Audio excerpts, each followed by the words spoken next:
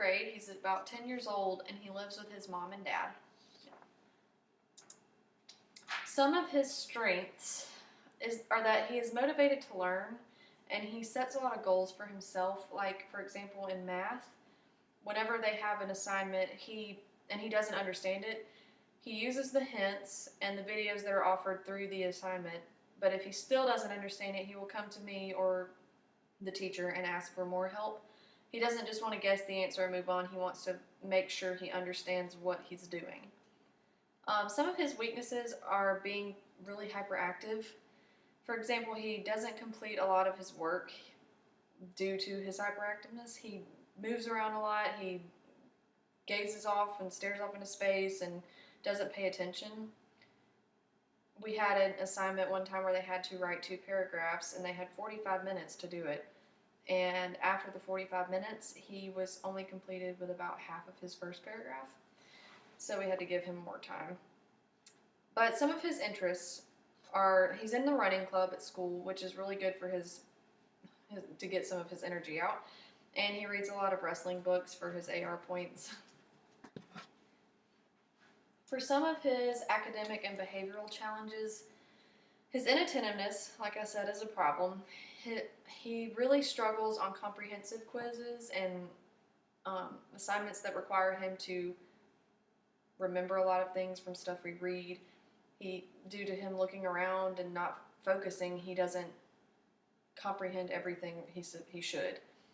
He also doesn't finish assignments. The average time we give the students is about 45 minutes. For him, we give him an extra 5 to 10 minutes after that. So he ends up with a full hour and usually still doesn't complete his assignment. And this leads to him making a bad grade, which is bad, but in a way it's good because it does motivate him to try a little harder.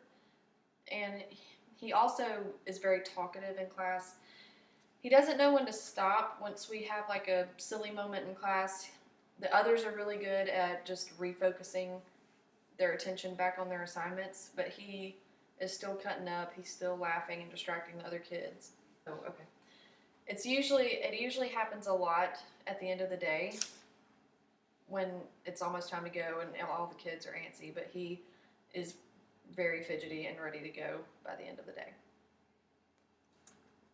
For my observations, I observed him when he was in PE, in art class, and then in the general education classroom.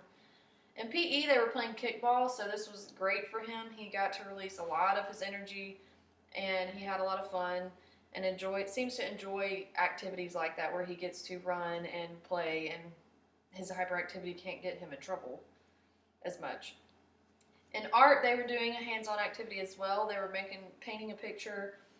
He was still fidgety in his seat when the teacher was telling them what to do, but once they started, he didn't ever really get in trouble. He had something to do with his hands to where he wasn't moving around as much when he didn't need to. And in the classroom, this is where he struggles the most with his fidgetiness, I guess you'd say. He's not focused. He doesn't sit still. He doesn't enjoy it as much because I feel like it's such a confined area. Like he needs to stay still and remain focused, and that is very, very hard for him to do. So he struggles a lot more just sitting in a classroom.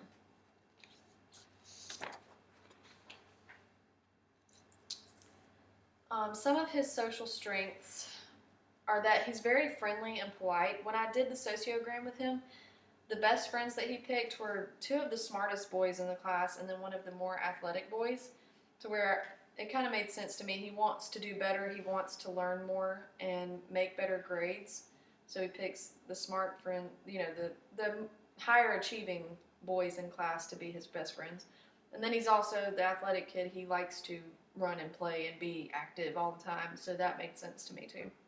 Some social challenges that he has are that he's a little oversensitive sometimes. He lets things get to him that really shouldn't. Like one of the kids in class will look over at him and he gets really upset and yells for that kid to stop staring at him when he's not doing anything to him.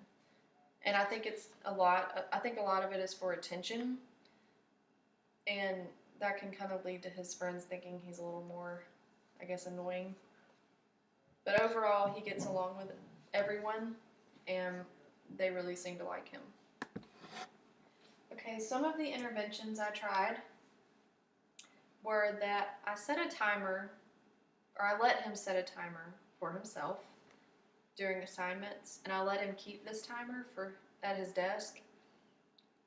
Also, I tried moving his desk first to the back, and then I tried moving it to the front to see which would work better. What I realized after this is that setting the timer really helped him start completing more tasks. It's like seeing the countdown really made him realize, oh, I have to get this done. It was like a time crunch, and that seemed to help him a lot. Moving his desk to the back did not work out like I wanted it to. I think it's because he could see everything that was going on in the class and what other people were doing, and he was more focused on that than on the assignment or the lesson.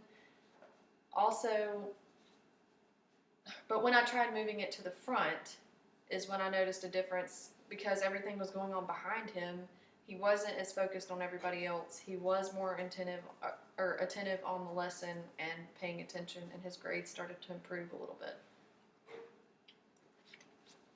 When it came to self-monitoring, like I said, I let him set the timer, and we ended up seeing that by doing this and him completing his assignments, he actually completed it within the average time the class got, which was 45 minutes, versus how he used to have an hour.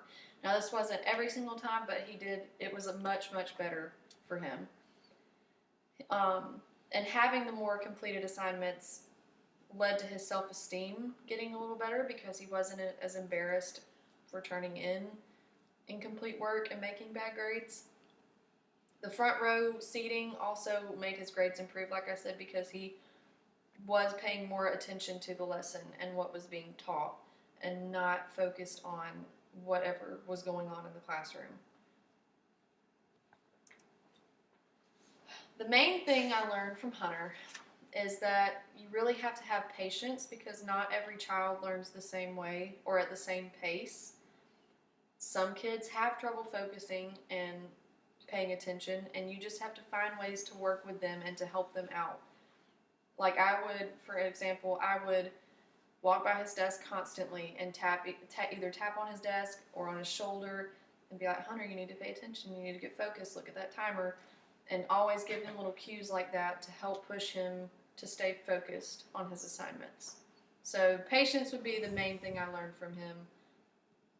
I just need to make sure I don't get annoyed or aggravated with these kids that I think are just not paying, or just not doing well or trying, when really it's something more. They just have such a problem with focusing.